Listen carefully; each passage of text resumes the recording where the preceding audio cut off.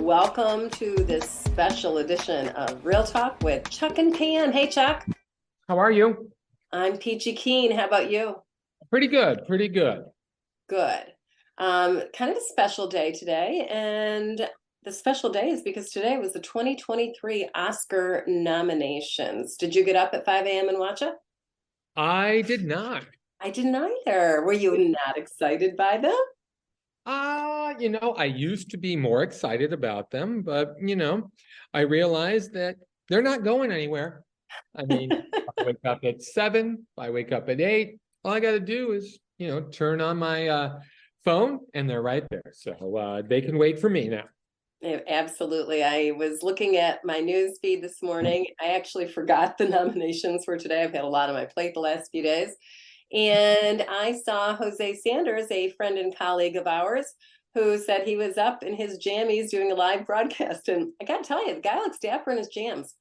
Well, not everyone can pull that off, but I know that Jose can. So good for him. And you know what?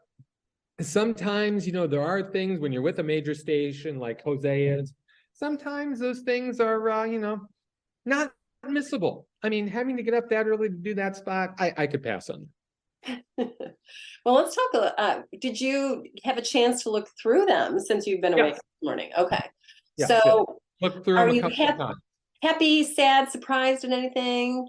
Give me your overall there's always a feeling. couple surprises. It unfortunately confirmed what I feared regarding Everything Everywhere All at Once. But yeah, a couple big surprises that could upset that apple cart, and I hope that it does, as you well know.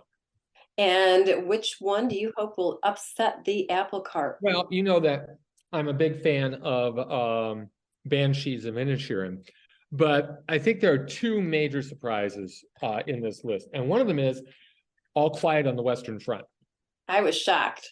I mean, you and I know firsthand how Netflix spends their money on certain films that they get behind to promote for awards season.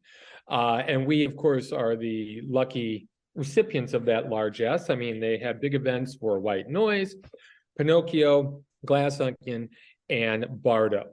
And none of those really cracked top lists. I know that Knives Out got a screenplay nod, Pinocchio got an animation nomination, and those were expected. But they didn't get behind All Quiet on the Western Front at all. I know.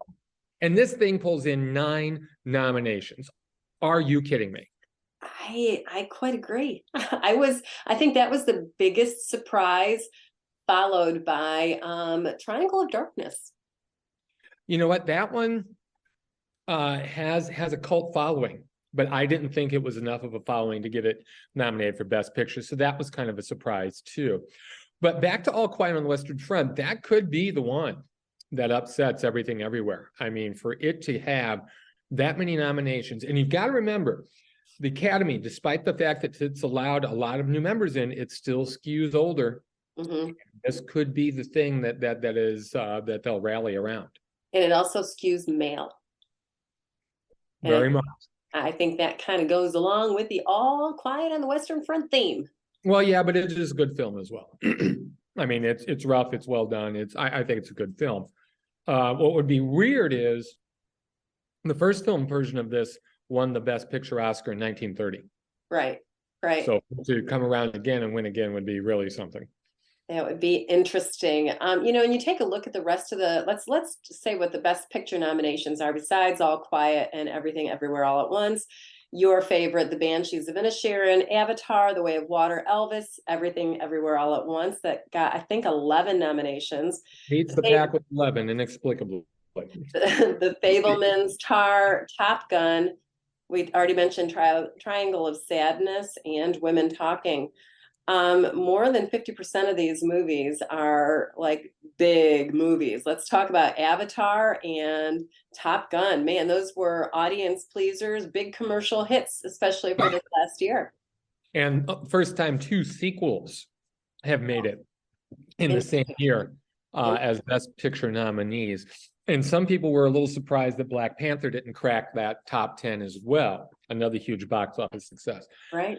But yeah, and with the Academy expanding to 10 nominations every year now there's going to be room to give a nod to these big budget things.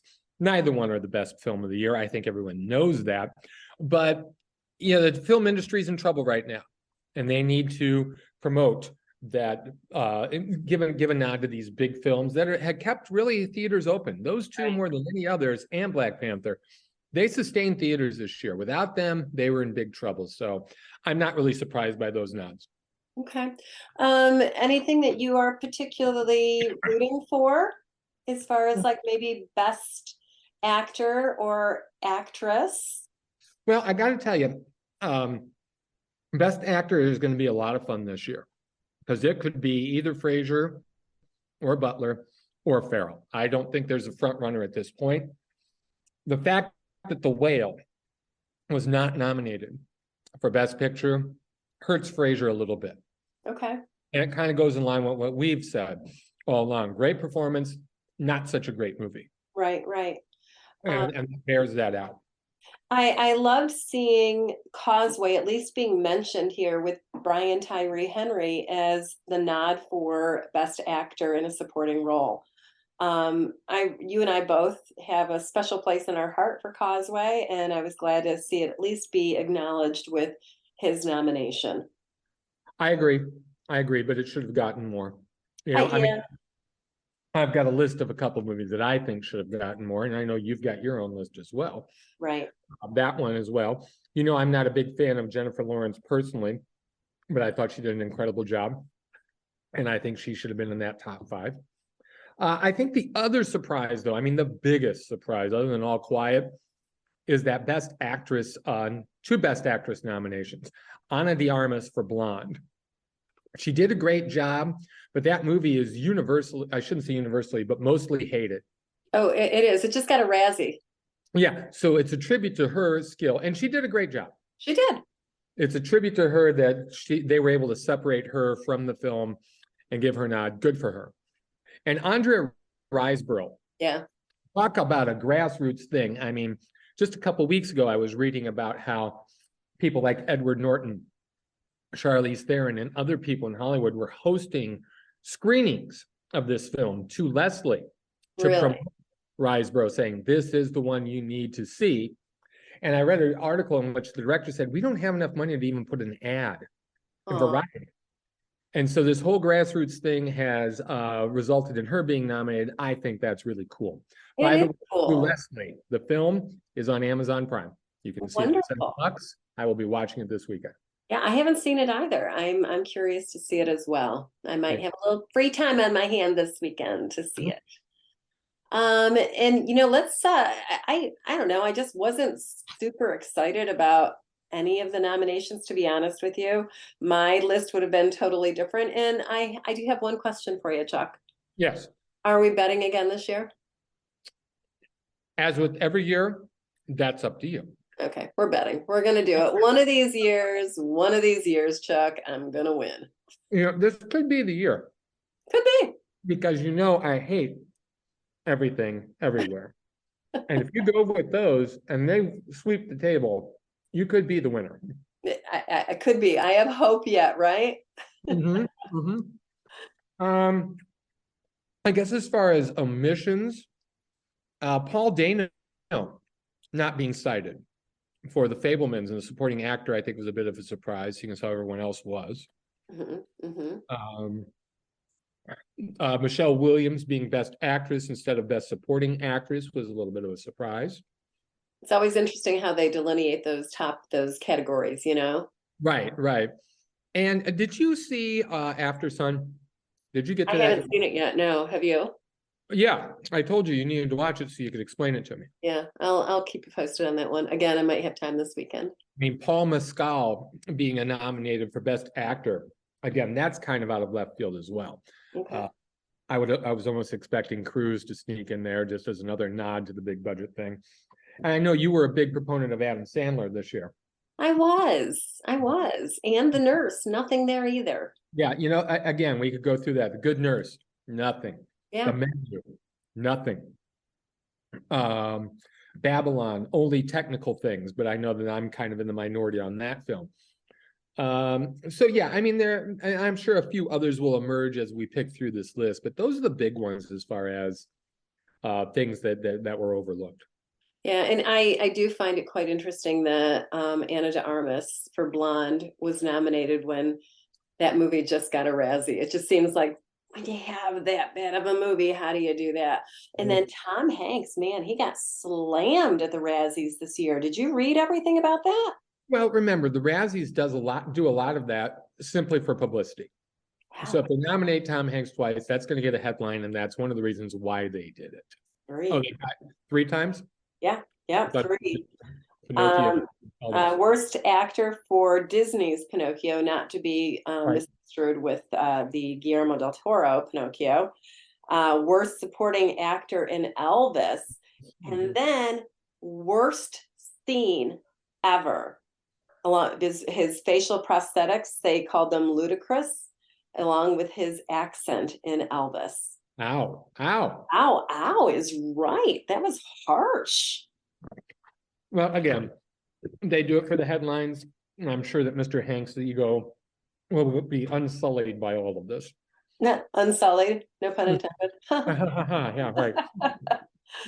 All right, on that happy note, do you have anything to add? Otherwise, we'll call it a day on Oscar. No, but I would say one thing. What? Great. Well, a couple things. Great to see Bill Nye be nominated as Best Actor. Okay. I'm glad that was not overlooked. And the best foreign film this year. And those nominees, that's a really strong slate of films. And I would encourage people to look for those. All Quiet on the Western Front, Argentina 1985 are both on Netflix. Close. I know you love that, and I'm looking forward to it. Yeah. There's a film called The Quiet Girl that we have in our neon box. Oh, we do. Okay. That looks to be quite strong as well. And then EO is about a donkey. Gotta watch that. What? Yeah. So I would say, look for these best foreign films. I don't think you're going to be disappointed. I'm going to catch up on them. I've liked the ones I've seen so far. So. The international film category is always an interesting one, and generally I'm right on top of those.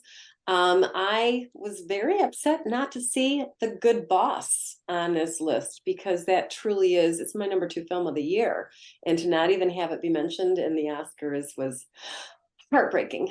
Well, and then also the comedy with Penelope Cruz and Javier Bardem.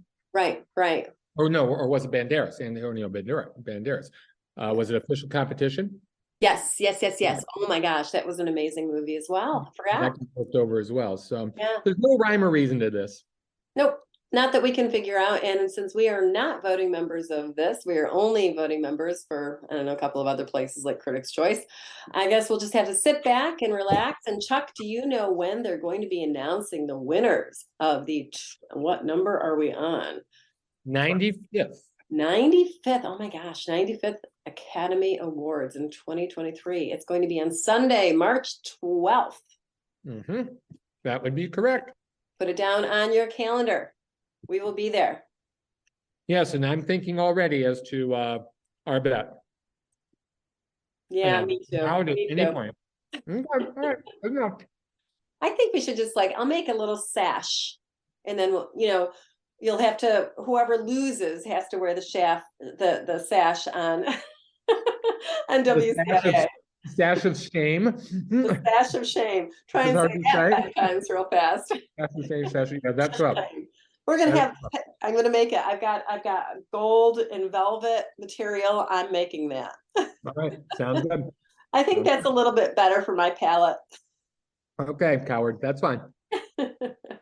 All right, Chuck, enjoy your lunch. Thanks for taking time to talk about the 95th Academy Award nominations of 2023. You bet.